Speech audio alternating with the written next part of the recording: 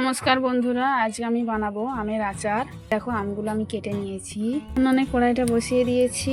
এরপরে আমি এখানে নিয়েছি দেখো 4-5টা শুকনো লঙ্কা, মেথি অল্প পরিমাণে, একটা গোলমরিচ, কালো সরষে, মৌরি আর ধনে।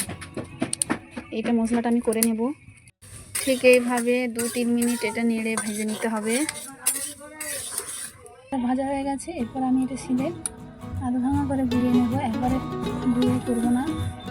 এই দেখো মশলাটা আমি ঠিক রেডি করে নিয়েছি। ঠিক এইভাবে আধা ভাঙা করে এটা গুঁড়িয়ে নিতে হবে, এতে ফ্লেভারটা খুব সুন্দর হবে আমের আচারের। আর ঘরেতে থাকায় খুব অল্প উপকরণের মধ্যেই খুব সুন্দর আচার তৈরি হবে। এই দেখো আমি গুড়টাকে এখানে জাল করে নিচ্ছি।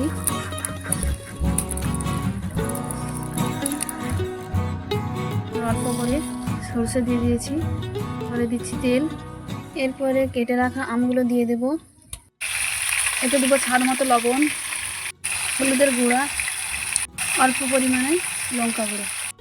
এ দেখো ভালোভাবে আমটা ভাজা হয়ে গেছে। এরপরে জাল করে রাখা গুঁড়োটা আমরা দিয়ে দেবো, মশলাগুলো দিয়ে দেবো। মশলাটা দিয়ে ভালোভাবে নেড়ে চেড়ে নিলেই হয়ে যাবে। এ দেখো আমের আচার একদম রেডি হয়ে গেছে। ভিডিওটা যদি ভালো লেগে থাকে লাইক এবং সাবস্ক্রাইব করবেন, আর আপনারাও করে খেয়ে দেখবেন, খুব ভালো লাগবে।